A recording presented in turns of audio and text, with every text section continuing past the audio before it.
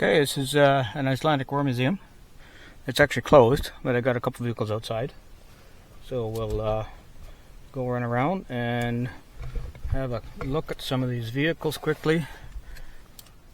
And that'll be about it.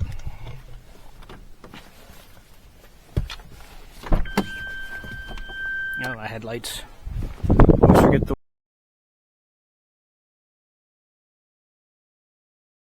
those. And I forget to turn them on. What we got here is a Bren gun carrier. I actually did have a ride in one of these once. A guy by Calgary has a collection of military vehicles. He had one of these. I got to ride in the back. Yeah, they're quite experienced. Sit back here. Oh, this one doesn't have the engine in it. That's where the engine would sit. They're usually a Ford, or I think they're usually, yeah, it was usually a Ford engine of some sort. And yeah, they're quite a fun ride actually. The steering wheel's out of it too. It actually had a steering wheel there for the driver. Over there on the far side, you can see where the gauge cluster was, and that's where the steering wheel would have been, and that's where he drove from. And then this side here, I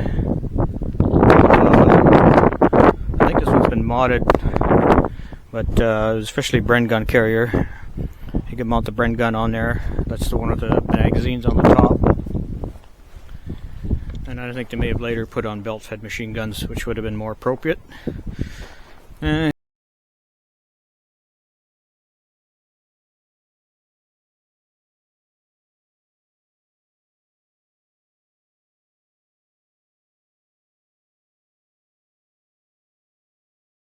here we got propellers, one aluminium, the other one looks like it was wood, all in pieces. And I got some airstrip, I can't remember the name of these things, but they lay them down and make airstrips with them. Alright, let's see what else we got.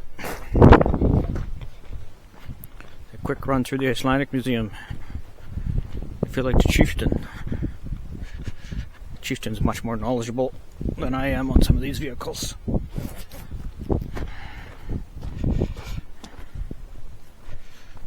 I don't know, maybe I'll get kicked out of here or get arrested or something.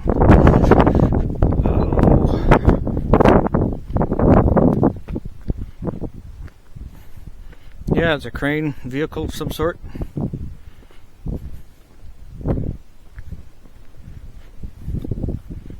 Hanson, Tiffin, Ohio. Well, it's American. V8 engine, gas.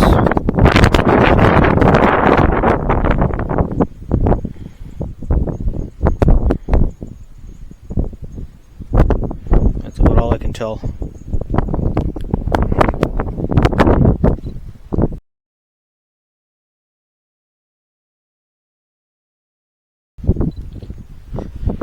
And here is a US built Chevrolet truck, probably a deuce and a half, I imagine.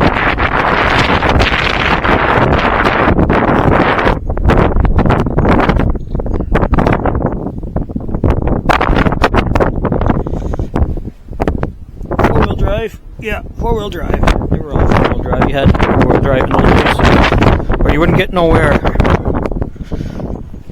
The roads are pretty terrible. I'm also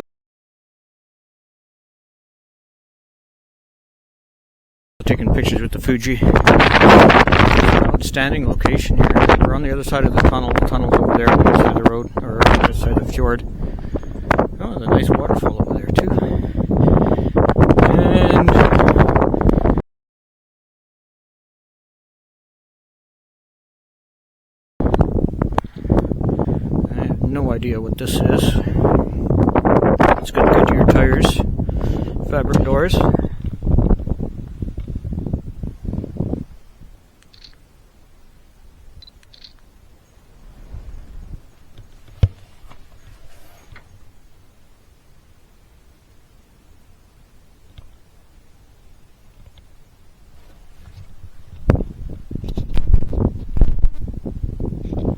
To make sure my battery's still running. Yeah, we're still running. Yeah, it has jerry can on the fenders. Four-wheel drive.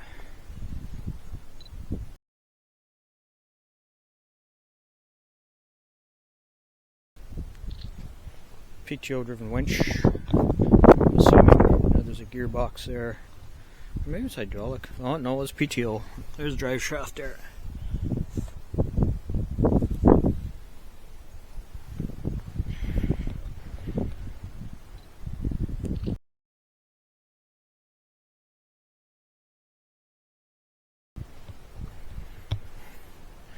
Spare tire on your door, that's got to make it extremely heavy, but it could be exciting if you take some incoming fire and your tire pops. A loud bang.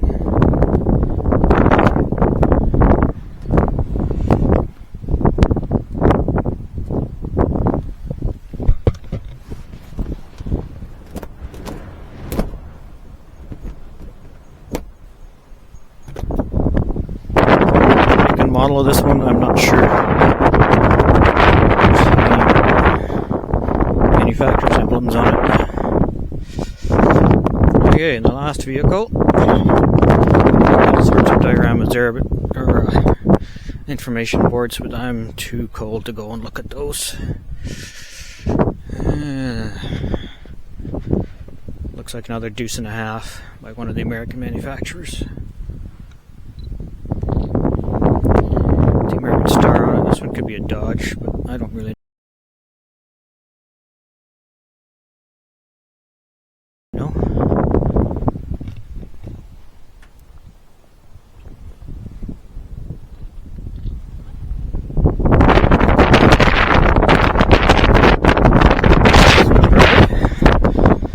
That one was only 5, so this might be. I don't know any of that stuff.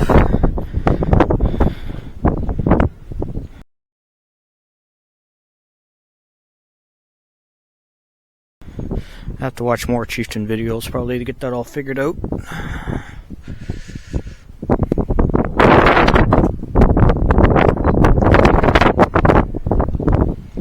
Or Google and Wikipedia.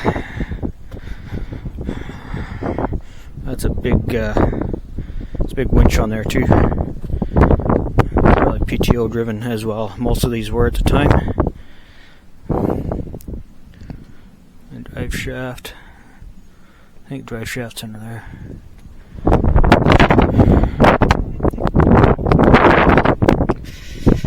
Of course, we have the venerable Suzuki Jimny. Oh wait, that's not part of the museum. Okay, museum tour done. Starting to think this was the actual location of the base. I might go run out, just take a bunch of pictures of those information boards to read later. There is a Quonset hut. There's a Quonset hut there. There's a foundation there. There's a foundation there. And over there that looks like a bomb shelter.